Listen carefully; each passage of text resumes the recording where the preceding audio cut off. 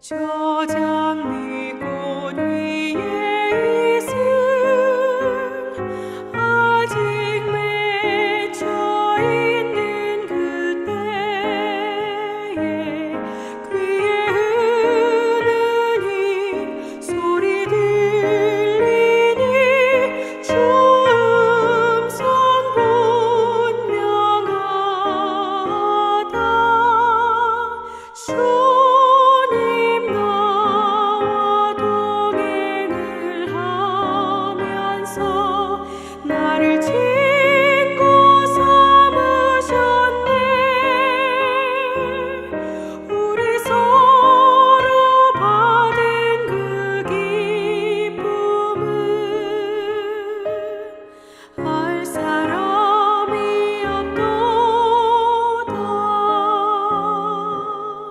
그 정한 주의 음성 우는 새도 잠잠케 한다. 내게 들리던 주의 음성이 늘 위에 쟁쟁하다. 주님 나와 동행을 하면서 나를 친구 삼으셨네. 우리 서로 받은 그 기쁨은 알 사람이 없도다.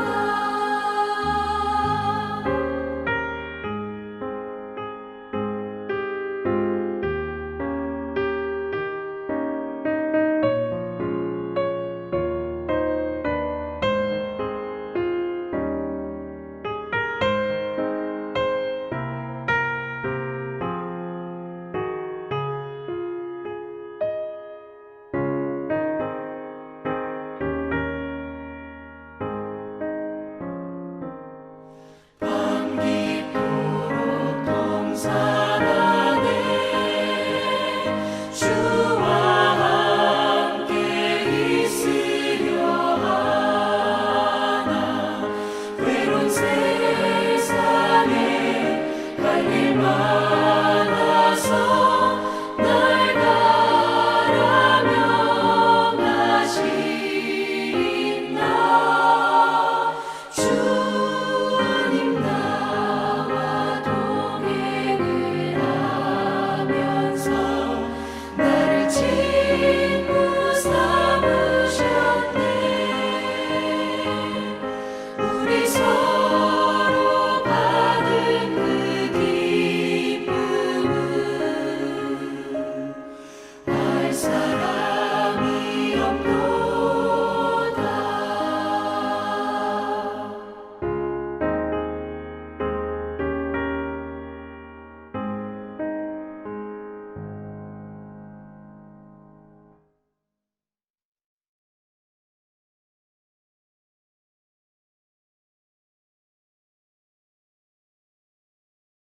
오늘은 사무엘하 6장 16절부터 23절 말씀 읽도록 하겠습니다. 여호와의 궤가 다윗성으로 들어올 때 사울의 딸 미갈이 창으로 내다보다가 다윗 왕이 여호와 앞에서 뛰놀며 춤추는 것을 보고 심중에 그를 업신여기니라. 여호와의 궤를 메고 들어가서 다윗이 그것을 위하여 친 장막 가운데 그 준비한 자리에 그것을 두매 다윗이 번제와 화목제를 여호와 앞에 드리니라. 다윗이 번제와 화목제 드리기를 마치고 만군의 여호와의 이름으로 백성에게 축복하고 모든 백성 곧 온 이스라엘 무리에게 남녀를 막론하고 떡 한 개와 고기 한 조각과 건포도 떡 한 덩이씩 나누어 주매 모든 백성이 각기 집으로 돌아가니라. 다윗이 자기의 가족에게 축복하러 돌아오매 사울의 딸 미갈이 나와서 다윗을 맞으며 이르되 이스라엘 왕이 오늘 어떻게 영화로우신지 방탕한 자가 염치 없이 자기의 몸을 드러내는 것처럼 오늘 그의 신복의 계집종의 눈앞에서 몸을 드러내셨도다 하니 다윗이 미갈에게 이르되 이는 여호와 앞에서 한 것이니라. 내가 내 아버지와 그의 온 집을 버리시고 나를 택하사 나를 여호와의 백성 이스라엘의 주권자로 삼으셨으니 내가 여호와 앞에서 뛰놀리라. 내가 이보다 더 낮아져서 스스로 천하게 보일지라도 내가 말한 바 계집종에게는 내가 높임을 받으리라 한지라. 그러므로 사울의 딸 미갈이 죽는 날까지 그에게 자식이 없으니라. 아멘. 예, 오늘은 사무엘하 5장 6장 말씀 전하도록 하겠습니다. 사무엘하 5장 6장에서는 드디어 다윗 왕조가 본격적으로 시작하는 이야기가 나옵니다. 드디어 다윗은 유다 지파만의 왕이 아니라 이스라엘 12지파, 모든 지파의 지지를 받아서 통합 이스라엘의 왕이 되어집니다. 그리고 여부스 족속이 강하게 자리를 잡고 있는 그 요새를 점령하고 그 땅을 다윗 성이라고 이름 짓습니다. 그리고 그 땅은 예루살렘이 되어지죠. 본격적인 예루살렘을 수도로 정비하고 그리고 나라의 체계를 이제 새로 만들어가는 아주 귀한 순간을 맞이하는 이야기가 5장 6장의 이야기입니다. 그러나 성경의 이야기는 어떤 동화의 이야기처럼 왕자가 용을 죽이고 공주를 구하고 둘이 결혼해서 행복하게 살았다로 그렇게 쉽게 끝나지 않습니다. 그 동화의 뒷얘기를 우리는 하고 있지 않죠. 공주하고 결혼한 왕자는 서로 둘이 마음이 맞지 않아서 이혼을 하니마니 혹은 시댁과 공주가 사이가 안 좋아서 갈등이 있었다느니 혹은 자녀를 낳았는데 왕자 공주들이 사춘기 반항기가 되어서 어려움을 겪는 그러한 이야기. 그런 이야기들은 나와 있지 않는 것처럼 성경의 이야기는 그것과 다릅니다. 성경의 이야기는 보다 더 현실적이고 실제적인 갈등의 이야기, 그리고 실패 같으면서도 성공의 이야기, 성공 같으면서도 실패의 이야기로 가득 차 있습니다. 5장에서 다른 모든 지파, 11지파는 다윗에게 와서 그제서야 다윗에게 왕이 되어주길 요청합니다. 이야기하기를 당신은 우리 골육 친척이 아닙니까? 그러면서 다윗에게 와서 그들의 왕이 되어달라고 부탁을 합니다. 한편으로는 언제부터 이들이 유다 지파를 다윗을 한 골육으로 생각하고 그렇게 친하게 지냈는지, 사울이 왕일 때는 다윗이 도망 다닐 때마다 그 있는 지역의 사람들이 사울에게 다윗을 고발하기도 했었죠. 한편으로 보면 상황이나 기회를 보면서 유리한 쪽에 붙는 것 같은 그러한 모습도 보이는 것 같습니다. 마치 아브넬이 자기의 군대 장관 지위를 이용해서 이스라엘 백성들 11지파를 모아서 다윗을 대적했던 것처럼, 이러한 모습들은 지극히 인간적이면서 그리고 세상적인 사람들의 모습들을 보여줍니다. 하지만 세상은 결국 마지막에 보게 될 것이죠. 하나님의 계획이 완전하며 하나님의 뜻만이 온전하게 이루어질 것이라는 것을 세상은 결국 체험하고 보게 될 것입니다. 하지만 그것은 우리가 기도해야 되며 그리고 하나님의 때를 기다려야 하는 그러한 과정을 겪어야 합니다. 다윗의 모습을 보면, 다윗의 이야기를 보면 그것을 우리에게 분명히 가르쳐주고 있습니다. 다윗은 사울을 피해 도망다니면서 10년을 넘게 자기의 생명을 구하면서 다녔습니다. 또한 자기의 출신 지파, 유다 지파의 인정을 받아서 왕이 되어지지만 다른 11지파로부터는 여전히 인정받지 못하고 외면당하는 그러한 시간을 또한 7년 반을 겪게 되어집니다. 우리가 이러한 이야기들을 보면서, 다윗의 삶을 보면서 왜 하나님의 응답은 이렇게 빨리 오지 않는 것일까? 혹은 왜 우리는 이렇게 인내의 순간을 겪어야만 하는 것일까? 하는 마음의 갈등, 마음의 불편함이 있기도 합니다. 하나님께서 우리에게 때로는 놀라운 승리를 보여주시고 하나님의 능력을 보여주시기도 하지만 그 승리가 무색할 정도로 곧 우리는 어떤 아픔을 겪기도 하고 다시 실패로 떨어지기도 하고 사망의 음침한 골짜기 같은 순간을 다시 경험하기도 합니다. 성공과 승리의 순간, 하나님은 우리에게 왜 그러한 여전히 아픔과 실패 같은 순간을 허락하실까요? 그리고 실패와 넘어짐을 통해서도 하나님께서 우리에게 그 순간에 주시는 하나님의 은혜의 말씀은 무엇인지 우리가 그 말씀을 다윗의 삶을 통해서 다윗의 성공과 실패 같은 모습을 통해서 살펴보기를 원합니다. 다윗은 성공 같은 이러한 모든 순간 그리고 승리 같은 이러한 모든 순간에서도 여전히 실패와 아픔의 모습을 보게 되어집니다. 사울의 세력이 사라진 이후 5장부터 6장의 다윗의 이야기는 아주 성공적입니다. 이후의 모든 이야기를 살펴보아도 다윗이 이때만큼 모든 것이 잘 되어지는 것 같은 모든 것이 다 성공적인 것 같은 그러한 순간은 없는 것 같습니다. 그 이유를 다윗이 이렇게 점점 세력이 강성해지고 성공한 이유를 10절에서는 이렇게 이야기하죠. 주 하나님 전능하신 그분이 다윗과 함께 함으로 다윗이 날마다 모든 하는 일마다 이렇게 잘 되었다는 것이죠. 여부스족을 공격해서 그 요새를 점령해서 땅을 차지할 때 다윗은 하나님께 묻습니다. 하나님, 내가 이것을 취해도 되겠습니까? 내가 공격할까요? 전쟁할까요? 중요한 부사적인 결정의 순간마다 중요한 움직임 때마다 다윗은 하나님께 묻습니다. 그리고 하나님은 응답하십니다. 아주 쉬워 보입니다. 묻고 하나님이 응답하시고 그대로 행하고 성공하고 어떻게 이렇게 쉽게 모든 것이 이루어질까라고 우리가 생각해 볼 수 있습니다. 이것은 우리가 하나님과의 친밀한 관계에서 찾아볼 수 있습니다. 관계가 가깝다면 그리고 신뢰한다면 매 순간 그것을 의뢰할 것입니다. 그리고 그것을 응답을 들었을 때 지시를 들었을 때 거기에 순종하게 되죠. 그것을 따르게 되어지는 것이죠. 우리가 지금 하나님의 응답이 좀 막막하다면 하나님의 응답이 멀다고 느껴진다면 내가 하나님의 말씀에 순종하지 않아서일 수도 있습니다. 하나님과의 관계가 이미 멀어져 있을 수도 있습니다. 왜냐하면 우리는 어차피 들어도 순종을 안 하기 때문에 듣지를 못하는 거죠. 내 생각과 내 이익에 관심이 있고 내 걱정과 두려움 속에 가득 쌓여 있다면 하나님이 응답해도 들을 수 없을 뿐더러 듣지도 않죠. 그래서 못 듣는다고 우리가 투덜거릴 이유가 없을 때도 많이 있습니다. 하나님이 원하시는 것은 우리가 하나님과 친밀한 관계를 원하십니다. 우리의 모든 삶의 중요한 순간 때마다 하나님께 의뢰하고 주님의 말씀에 순종하기를 원하십니다. 그래서 하나님이 없이 우리가 우리 삶에 이룰 수 있는 것, 이룬 것 같은 것들, 그것이 얼마나 오래 가겠습니까?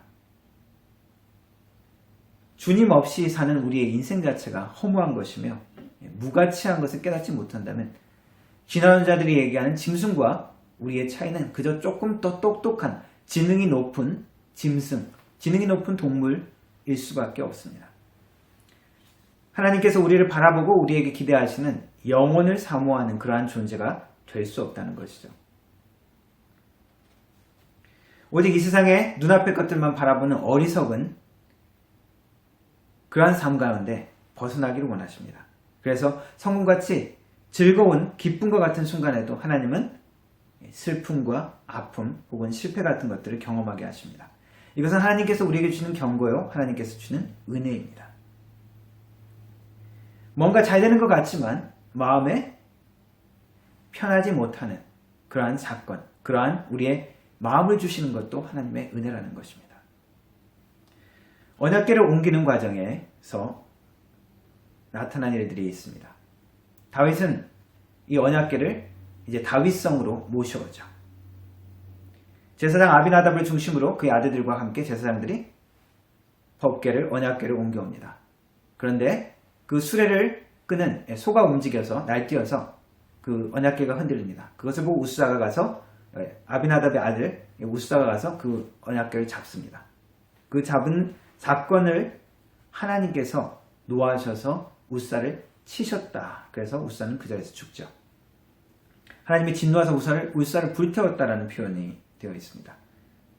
우리가 우사의 마음속에 마음의 태도가 어떠했는지는 정확하게 기록하지 않습니다. 하지만 하나님이 그를 평가하는 것은 불순한 태도, 무례한 태도, 경외심이 없는 마음을 지적하고 있습니다. 언약궤는 특별히 건드리면 안 되었죠. 제사장들도. 그래서 고리를 만들어서 고리에 나무를 끼워서만 움직이는 그런 규칙이 있었습니다. 이것은 하나님께서 우리에게 주시는 경고의 말씀입니다. 나는 하나님의 일을 어떻게 대하는가? 물론 우리 하나님은 자비롭고 긍휼이 무한하신 분이십니다. 그러나 하나님은 사람이 아니십니다. 전도서 5장에는 이렇게 이야기하고 있습니다. 너는 하나님 앞에서 함부로 입을 열지 말며 급한 마음으로 말을 내지 말라. 하나님은 하늘에 계시고 너는 땅에 있음이라. 그런즉 마땅히 말을 적게 할 것이라. 하나님에 대한 경외함을 결코 놓쳐서는 안 된다는 것입니다. 그 사건을 보고 다윗은 한탄하면서 외칩니다. 어떻게 하나님의 언약궤를 나에게 가까이 오게 할 수 있을까? 다윗은 우사의 죽음을 보면서 하나님의 임재의 상징인 언약궤를 함부로 다룰 수 없다는 것을 다시 한번 깊이 깨닫게 되어집니다. 블레셋에게 한때 이 언약궤를 빼앗겼었죠. 그러다 다시 되찾는 일이 있었습니다. 그 언약궤가 돌아올 때 베스메스 사람들은 그 언약궤 안을 들여다보다가 죽임을 당합니다. 아마 그 사건도 다시 한번 떠올렸을 것입니다. 기쁜 것 같은 그러한 순간에 불행한 일이 일어난 것입니다. 하나님의 거룩하심과 어미하심은 우리의 예상을 깨는 경우가 많이 있습니다. 블레셋 사람들이 그 언약궤를 뺏었을 때 과연 블레셋 사람들은 그 언약궤 안을 안 들여다봤을까요? 블레셋 사람들은 그 언약궤를 손으로 건드리지 않았을까요?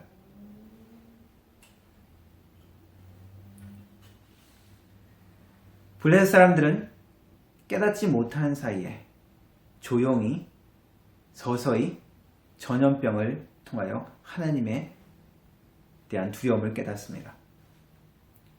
마지막으로 그 언약궤를 돌려보내기까지 이 블레셋 사람들은 확실히 이것이 이 역병이 우연히 온 것인지 하나님의 언약궤 때문에 온 것인지 100% 확신하지 못했습니다.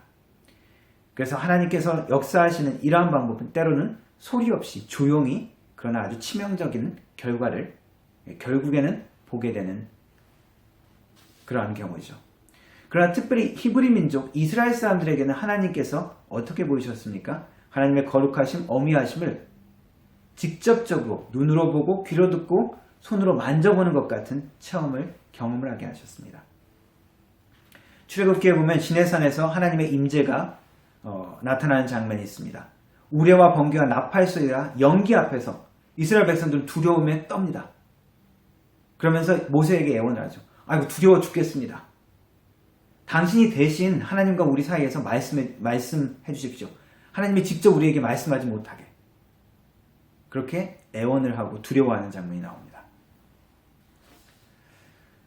오스왈드 챔버스라는 유명한 설교가는 이렇게 흥미로운 해석을 내려주고 있습니다.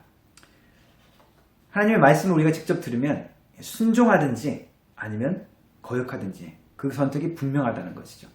근데 이스라엘 백성들은 그것을 직접 듣고 순종하지 못하는 그 불순종에 대한 그 구실을 만들기 위해서 모세를 통해서 그것을 들으려고 했다는 것이죠. 이건 우리가 직접 들은 것이 아니니까 모세가 자기 생각을 이야기했을 수도 있으니까 말하자면 마음에 부담 없는 불순종의 구실을 만들어 놓기 위함이라는 것이죠.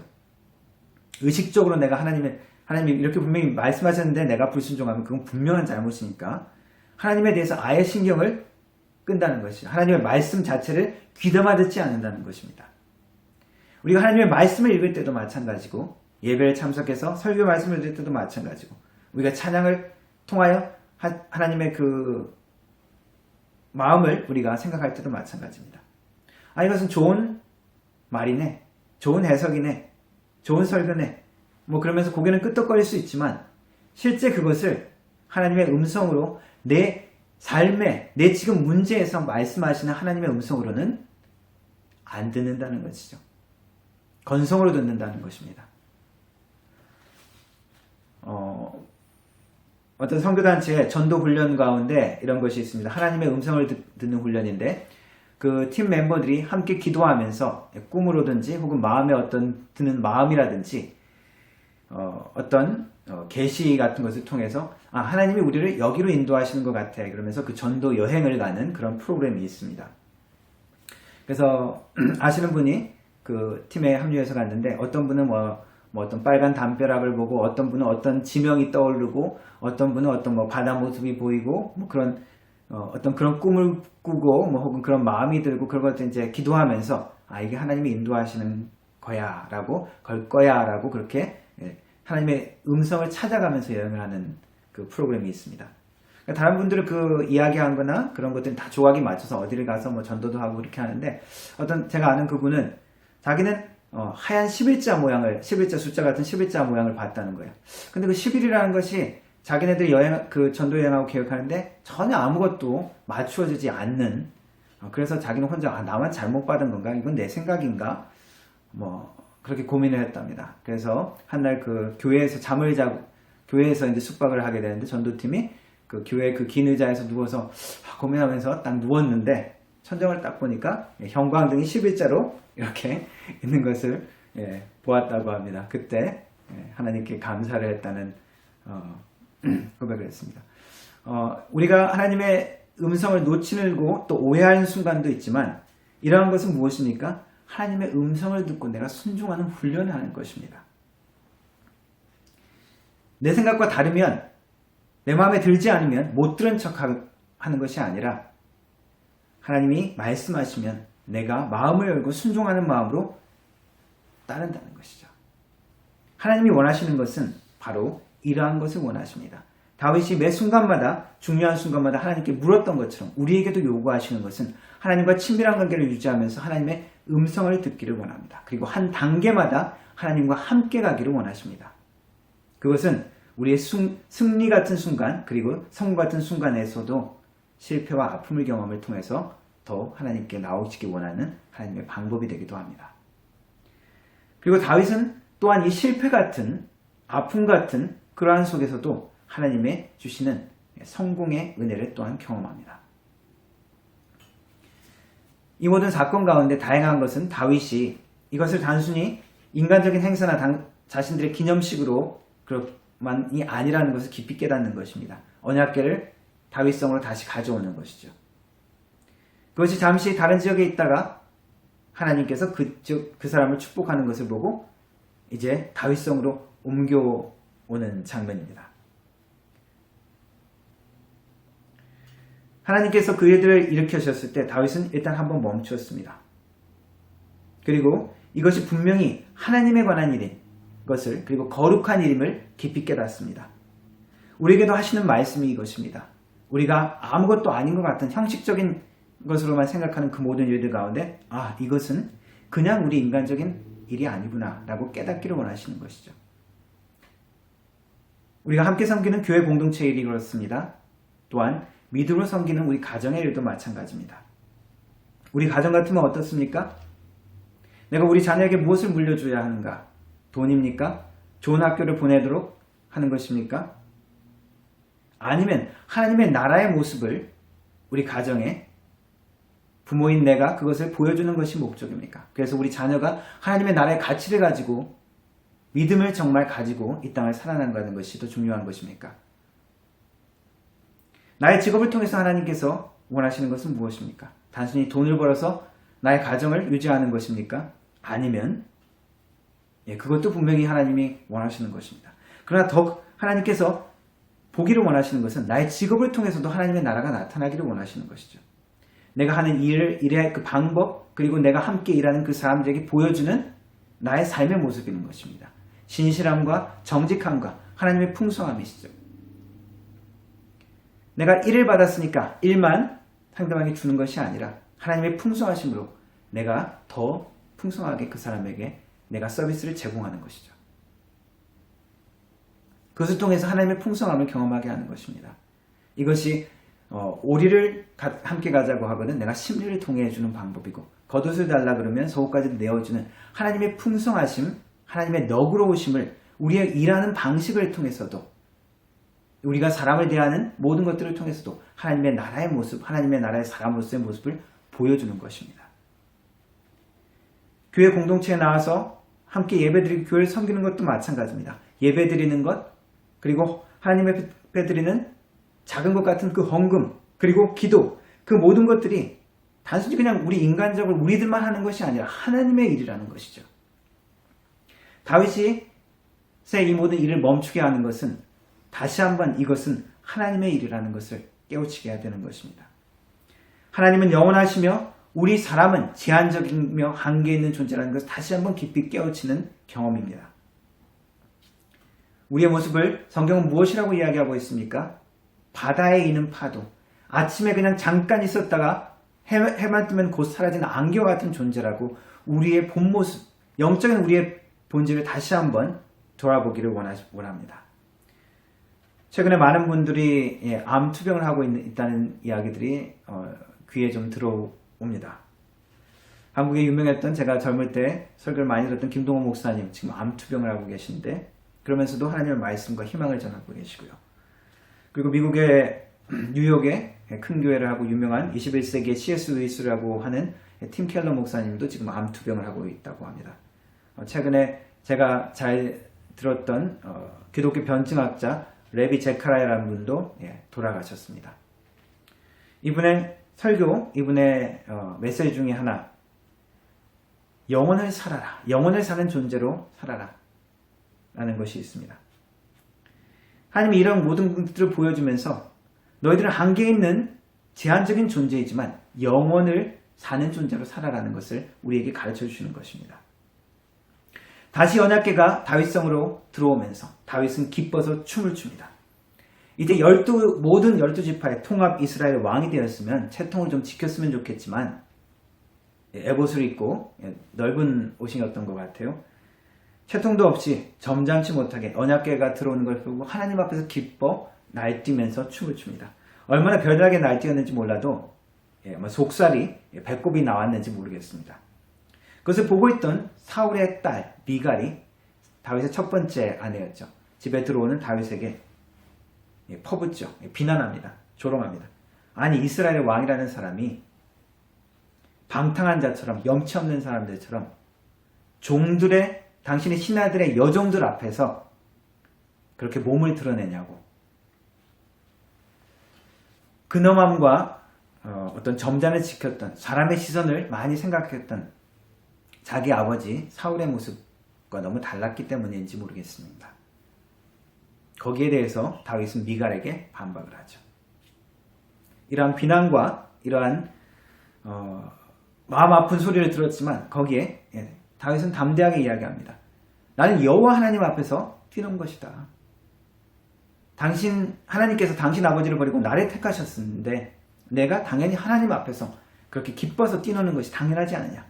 내가 더 낮아지고 미천하게 될 또 마땅하다. 그러나 내가 사람들 앞에서는 결코 낮아지지 않을 것이다. 라고 다윗은 이야기합니다. 그 이후로 미갈은 다윗이 잠자리를 같이 안 했던지 죽을 때까지 자식을 낳지 못했다라고 기록하고 있습니다. 좀 불쌍한 생각도 들죠?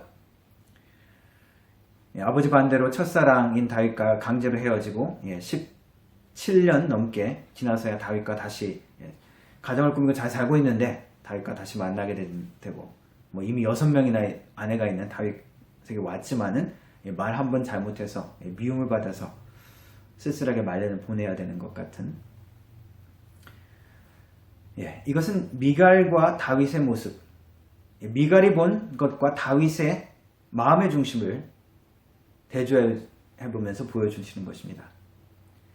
다윗의 춤과 기쁨은 하나님 앞에서 자기는 하찮은 존재, 낮아진 것을 고백하지만 하나님이 훨씬 더 높으신 분, 하나님에 대한 깊은 높은 찬양을 드리는 행위라는 것입니다. 다윗의 모습은 사람의 존중과 칭찬보다 하나님의 심판과 평가가 훨씬 더 우리의 삶에 중요하다는 것을 보여줍니다. 그 신앙의 고백의 행위죠. 사람들 앞에 건의와 사람들의 인기를 끝까지 지키려고 하는 사울 왕의 모습과 분명히 대조되는 것입니다. 정말 우리의 삶에 무엇이 중요한지, 무엇이 중요한지 이것을 우리가 잘 발견해야 된다는 것입니다. 내 삶에 정말 중요한 것이 무엇인가? 사람들의 칭찬인가? 사람들의 인기인가? 아니면 사람들의 비난하는 것을 내가 피하는 것인가? 물론 둘 다 가지면 좋죠. 사람들 앞에 칭찬받고 하나님 앞에 인정받는 그러한 삶을 살기를, 그러한 축복 기도를 저도 하고, 그리고 우리는 그렇게 원합니다. 그러나 사실 우리의 삶을 살 많은 순간들은 둘 중 하나를 택해야만 하는 순간들이 사실은 많이 있습니다. 하나님과 세상, 그리고 하나님과 돈, 하나님과 인간, 사람들. 아니, 목사님 뭘 그렇게 항상 이렇게 이분법적으로 나누십니까? 사람들한테 잘하고 그러면서 하나님께 영광도 돌리지 않습니까? 예, 맞습니다. 그렇게 되기를 사모하고 저도 그렇게 기도하고 그렇게 축복 기도도 합니다. 여러분들을 위해서. 그러나 많은 순간 성경이 우리에게 경고해 주시는 것은 우리의 마음 가운데 우리가 이 물질 때문에, 우리가 세상 때문에, 우리가 사람 때문에 하나님을 놓칠 수 있다는 것을 분명히 가르쳐주고 있습니다. 하나님이 이 땅의 것들을, 이 땅의 물질을 통해서도, 이 땅의 무슨 관계를 통해서도 분명히 우리에게 축복을 주십니다. 그러나 그것으로 우리에게 시험을 주시기도 합니다. 이 땅의 것들에, 이 땅에 주는 만족 가운데 하나님을 잊고 살 수 있는 우리 인생의 모든 순간들에 대해서 하나님은 우리에게 경고해 주시는 것입니다. 이것이 은혜입니다. 성공과 같은 순간에 우리에게 실패와 아픔을 주시는 하나님의 이유가 이것입니다. 그리고 세상이 주는 그런 아픔 가운데서도, 우리의 실패 가운데서도 하나님이 주시는 은혜를 통해서 우리가 이 땅에 유한한, 이 땅에 허무한 것을 깨닫는 자가 되고 하나님의 영원한 것을 바라보고 그것을 사모하는 자로 살기를 원하십니다. 그것이 지혜로운 하나님의 자녀의 삶이며 이 땅을 살아가는 우리에게 주시는 하나님의 사명이기도 합니다. 한계에 있는 우리의 제한된 삶 가운데 이 땅을 바라보고 사는 것이 아니라 하나님의 영혼을 바라보며 영혼을 사는 하나님의 백성, 하나님의 자녀 되기를 주님의 이름으로 축원합니다. 기도하겠습니다. 하나님 아버지, 다윗의 삶을 통해서 우리의 삶에 많은 실패와 그리고 어려움과 아픔을 보게 되어집니다. 그러나 그 가운데서도 하나님의 은혜를 잊지 않는 하나님의 사람 될 수 있도록 도와주시고, 하나님 우리의 성공과 승리 같은 순간에도 하나님이 주시는 그 말씀과 하나님이 주시는 경책 가운데 하나님께 돌아오는, 하나님의 마음으로 가까이 가는, 하나님과 함께하는 우리의 삶이 될 수 있도록 도와주시옵소서. 그래서 아픔의 순간이라도, 고난의 순간이라도 하나님과 함께 나아가며 하나님의 영광을 이루어내는, 하나님의 영혼을 살아가는 영광스러운 하나님의 자녀 될 수 있도록 하나님의 마음에 합한 자로 살아갈 수 있는 주님의 백성, 주님의 자녀 될 수 있도록 도와주옵소서. 예수님의 이름으로 기도합니다. 아멘.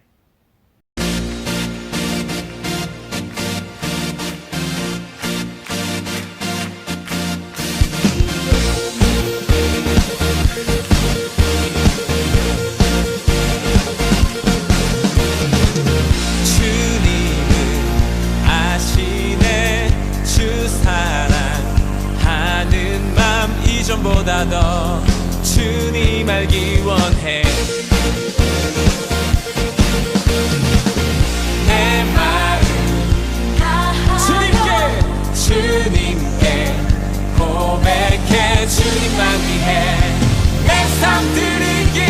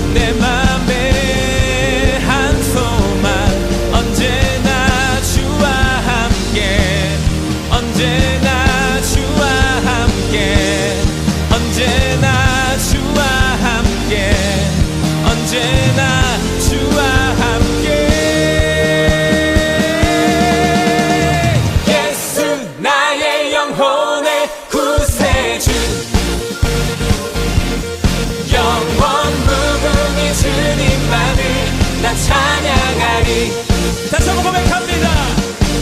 예수 나의 영혼의 구세주 영원 무궁히 주님만을 나 찬양하리.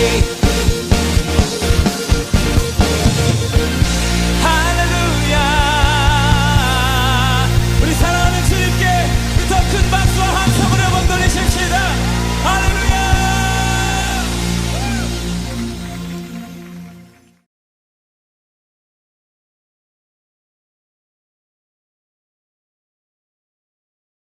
축도하심으로 예배 마치도록 하겠습니다. 지금은 우리 주 예수 그리스도의 은혜와 성부 하나님의 놀라우신 사랑과 성령 하나님의 위로 교통 충만하신 은사가 우리의 성공 가운데서도 실패를 통하여 우리의 실패를 통하여서도 하나님의 은혜를 통하여 하나님께 더욱더 가까이 나아가며 하나님의 사람으로 하나님의 영혼을 바라보며 하나님의 나라를 살아가기를 다짐하는 우리 모든 성도들 머리 위에 그 가정과 직장과 일터 위에 교회 위에 영원 무궁토록 함께 하실지어다. 아멘. 공지 말씀드리겠습니다. 7월 8월 저희가 한 달에 한 번 오프라인 모임을 계획하고 있습니다. 뉴라이프 교회로부터 한 달에 한 번 모임을 하도록 허락받았는데 7월 셋째 주, 8월 셋째 주, 19일, 16일 그날 방역과 소독 우리가 철저히 하면서 모일 계획입니다. 철저히 그것을 방역과 소독을 잘했다고 소문이 날 수 있도록 소문 대충 하고 소문만 그렇게 낼 수도 있겠지만 철저히 저희들이 잘 하고 했으면 좋겠습니다. 그래서 여러분들도 잘 협력해 주시고 또 잘 따라 주시면 감사하겠습니다. 그리고 여러분들 사진 보내주신 분이 몇 분 안 되십니다. 그래서 사진을 보내주시면 제가 또 따로 연락하기 전에 알아서 미리 보내주시면 참 좋겠습니다. 그래서 같이 여러분들 어떻게 지냈는지 그리고 가능하면 주일날 예배 드리는 모습을 예배 드릴 때 함께 모였던 모습 함께 사진 찍으면 좋을 것 같습니다. 가족들 사진 모아서 다시 한번 제가 만들어서 보낼 수 있도록 사진 보내주시면 좋겠습니다. 일주일 동안도 승리하시고 하나님과 더욱더 가까이 교제하는 일주일 되어 있기를 주님의 이름으로 축원합니다. 승리하십시오.